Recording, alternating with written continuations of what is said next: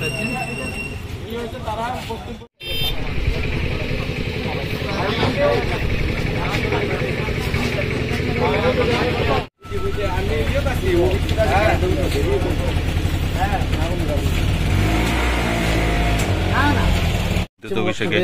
প্রায় 10 দিন ধরে কারেন্ট যা আইয়ে আমরা না ট্রান্সমিটার এর আগে 100 ওয়াটের ছিল, এটা খারাপ হয়েছে নিয়ে দিছে 63 ওয়াট।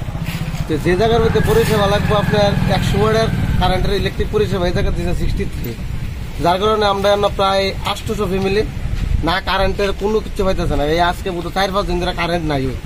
তা আমরা প্রতিশ্রুতি দিয়েছিল একটু ছেড়ে দিয়েছিল যে আমরা ট্রান্সমিটারটা চেঞ্জ করে দিব। আজকে 3-4 দিন আগে দিছে, আজ পর্যন্ত কোনো না যোগাযোগ না কোনো কিছু, যার কারণে আজকে আমরা পশ্চিম লক্ষ্মী এলাকাবাসী সবাই মিলে ইলেকট্রিক অফিসে তালা লাগাইছি।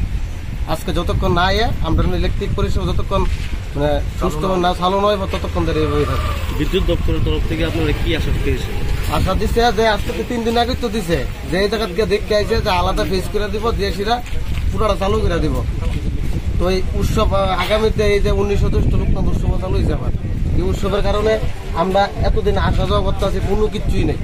তো আজকে যার কারণে আমরা বাধ্য এলাকা সবাই মিলে ইলেকট্রিক অফিস তালা দিছি, এই দোয়া আইতেছে না। কোন অফিস? এটা লাগা অফিস টিলা কারেন্টের অফিস পালপাড়া। অফিস নেই কিন্তু এখন টাইম চলছে মোটামুটি প্রায় 1টা বাজে, এসডি অফিস নাই।